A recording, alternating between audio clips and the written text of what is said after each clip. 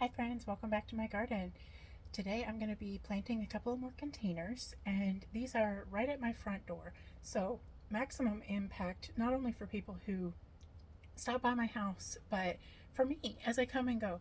One of the biggest things to me with gardening is to create my own space of just personal joy and delight. And I love this time of year. It's another gorgeous day in Central Florida. It's about 74, 75 degrees today. We went out by the water for lunch this afternoon. Just an amazing time in this area of Tampa Bay, Florida. So again, when I come home, I want that beauty. I want that experience, that tropical feeling. We moved here for a reason. Just enjoying our space, enjoying our area, and also welcoming ourselves home and welcoming our friends to our home. So I have a couple of topiary hibiscus plants. Hibiscus is great for Central Florida. This is a Jane Cowell hibiscus, and this one is a great tropical plant. I love the topiary. I have honestly never had a topiary before. I kind of would see them and be a little bit jealous, like, man, I wish I could have one of those. Well, yeah, I can. I can just get one. So I have two. I have flanking containers. I recently transplanted some roses that were in these containers, and I am reusing the same container. None of these products right now are sponsored. I would love it if Miracle Grow would sponsor me, honestly. I love their products, their soil. This one is a moisture control potting mix that I'm going to be using today. Really good for the hibiscus because it helps it to keep the amount of moisture that it wants without getting too wet or drying out in our heat as the summer continues to intensify. So I wanted to show you, this flower broke off, but just that gorgeous color of that Jane Powell hibiscus, that a nice kind of orangey color. I was looking for something in a yellow or orange palette, and so I got those. I got a couple of aluminum plants at one of our local nurseries, and I got two different colors of petunias that I'll show you in just a minute. So I'm going to get started here. I'm going to plant up the base of my containers, and to allow for drainage as well as keeping a little bit more space and using slightly less soil. I'm using these, the second time around still looks bright orange. This is a Upsidaisy planter insert, and it's great for preventing rot root because it keeps a little bit of airspace. You think about plants need water. Yes, they need air. So the roots need air. So you have to be able to keep air in your soil and around your roots. So having good drainage, having just some space that they can get a breath of fresh air, literally, is going to help a lot. So I have one of these for each container, and that just, again, raises it up a couple inches off of the bottom. So any water that is excess when I'm watering these plants is not going to be keeping the feet wet, keeping the roots wet to where they just can't breathe. So definitely a helpful tool. Available probably anywhere that you get garden stuff. I got these at a big box store. So just going to start out with my planters. Sorry, I don't know if you can hear over that noise. With my planters, these are the second use that I've gotten out of them. So I made sure to wash them really thoroughly, and they recommend washing it with bleach before you start a new plant in a reused container. And that really just helps any fungus that might be in there, any bugs or diseases, anything that the old plant might have been dealing with or might have been resistant to from impacting your new plant. So you always want to give them a good, fresh, clean start. About halfway up on this, so I got room for my plants too. And yes, I had to buy the big bag. Here we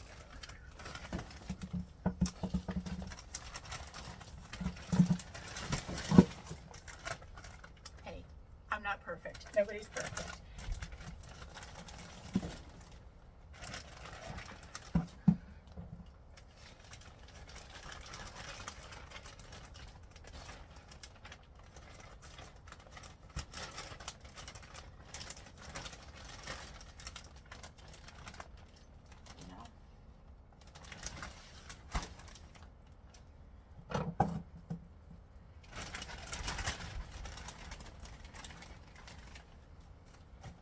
is a will, there is a way.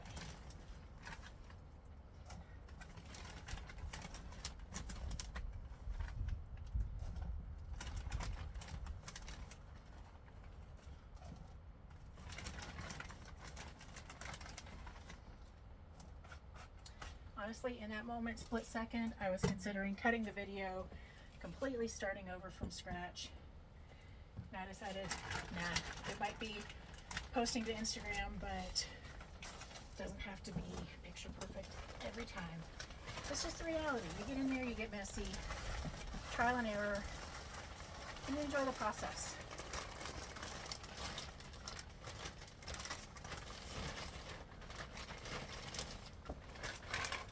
There we go.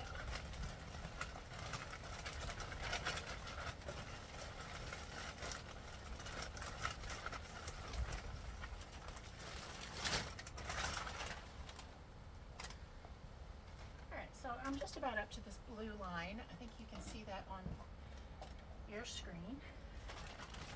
Put a little more on this side.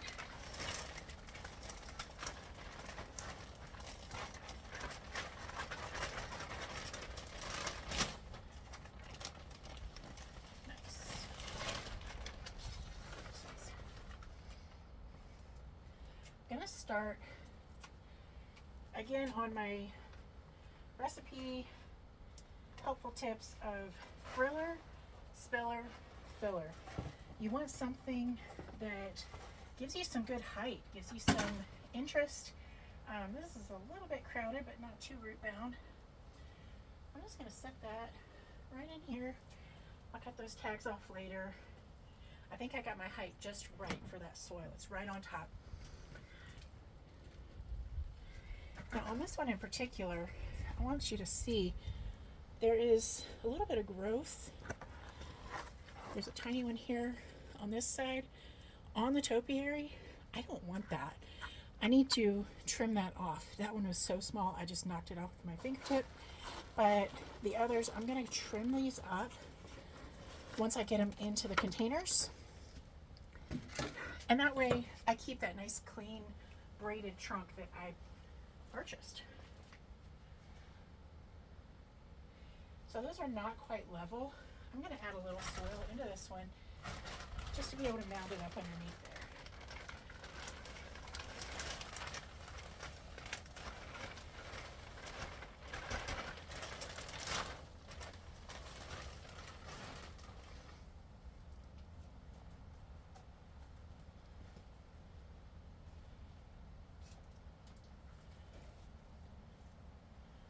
Awesome.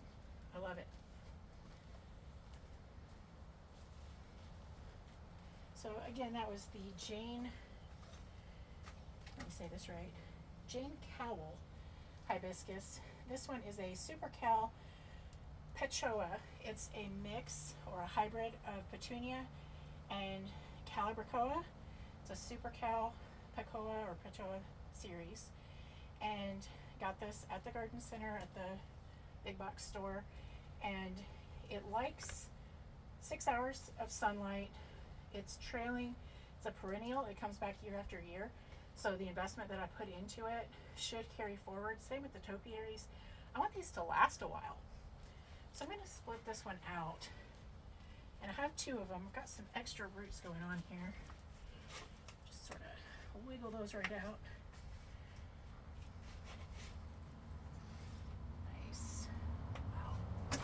Definitely a lot of root clustering going on up in here. So what you want to be able to do is just massage those out.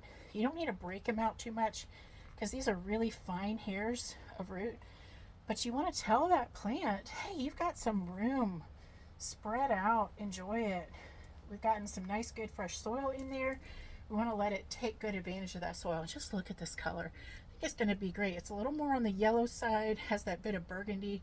The new blooms as they're opening up come in burgundy, and then they start to put out that little bit of yellow, and some of them are brighter than others. I'm just loving the variety. I love textures and varieties of colors. So I'm going to kind of squish this one in because I want it to spread, but I don't want to damage those roots. Make sure it's nice and level with the other plant. Turn it the other way. Give those trailers a chance to hang off the edges.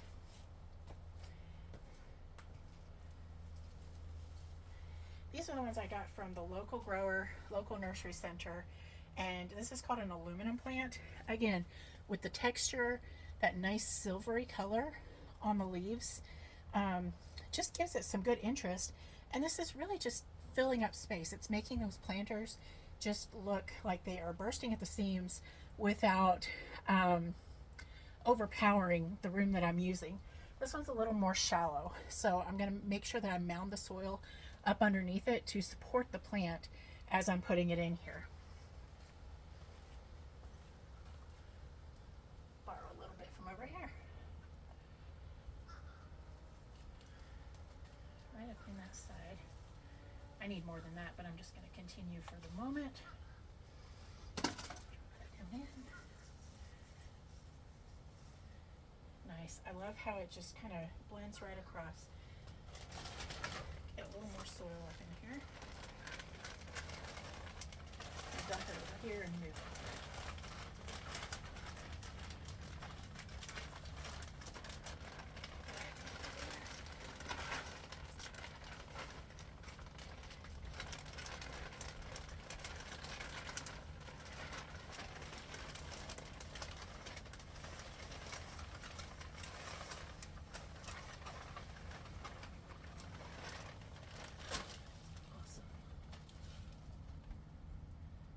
Right across the side, fill in all those gaps.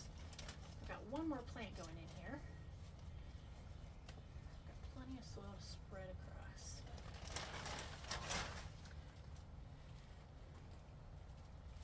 I wanted to give it just a little bit of contrast. This is a Supertunia Bordeaux, and this is from Proven Winners. It's a great variety. This is grown more local to the area. Grown locally, think globally is their little tagline on here. Their containers are recyclable. Just a great company from every experience that I've had with them so far.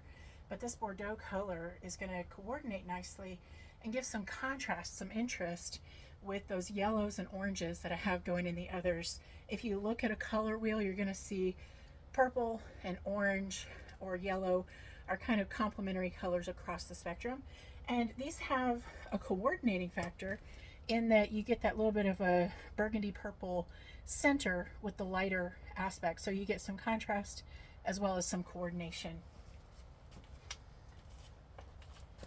Give it a little squeeze, just so you're not pulling on the plant. You always want to catch it. You don't want to drag it out, kicking and screaming. You just want to catch it as it starts to slide. Give it a little massage down here. Loosen up those nice fine roots, and then tuck it in.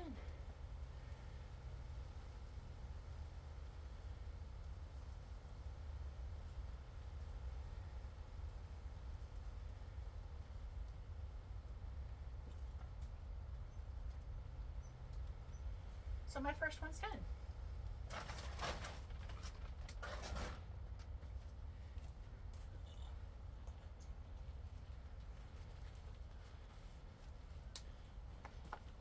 Rinse and repeat. Again, with a little bit of roots popping through. I want to give them a nice clear path to come out safe and sound.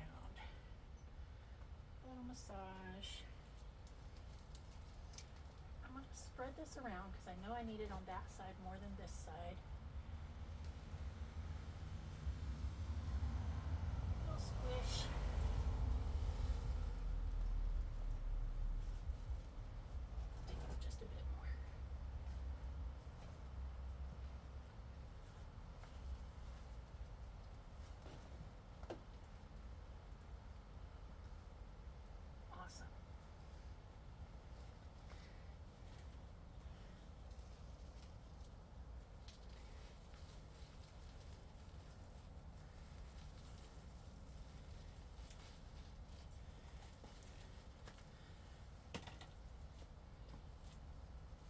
I want these to complement each other, So I'm actually going to do opposites. On this side, the aluminum plant is going to the left.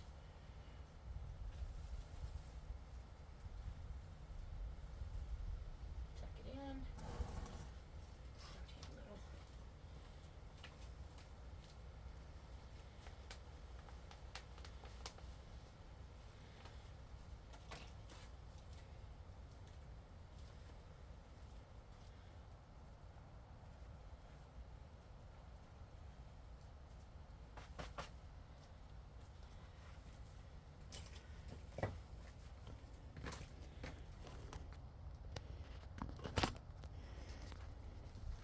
Let you get a nice good glimpse up here.